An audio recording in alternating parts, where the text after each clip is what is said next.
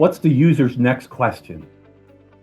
I don't just answer the one direct question, how to reset my iPhone, but user might have 4 or 5 other related questions that they're asking, or they have in their mind. So they don't just want to know how to reset the iPhone, but they have some other things they want to know that they need to do with their iPhone.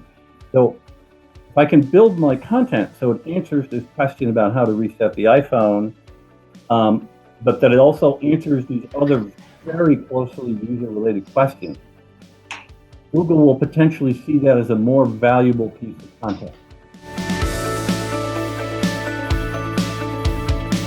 They're fighting web spam and they're trying to improve the quality of the search results. So I think that that's constantly something that, like the rest of us, all search engines are looking to improve upon that and produce user happiness. Ultimately is the main thing. One of the things that I noticed was that every single site that was hit had this issue that could be basically they weren't the most authoritative in their field. And so, for example, one of these sites was a site that gave advice on how to write resumes, how to get jobs, and they were being beaten out by sites that had people who were university professors writing the content, or had a master's in business, things like that. And 5 days after that update, Gary Ish from Google came out with this. He tweeted just this random reminder that, hey, you guys should be reading Google's quality raters guidelines.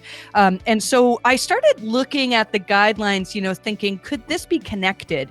And there are so many things in these guidelines that really made sense. If the guidelines say, well, this is potentially a sign of low quality, all of these sites that were being hit had an answer that was in the guidelines.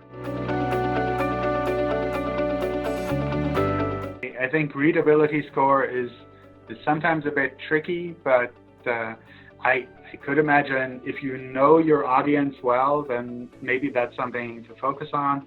It really kind of depends on the kind of content that you have. If you create medical content for professionals, then obviously you want a different kind of readability than if you create medical content for kind of average people on the street.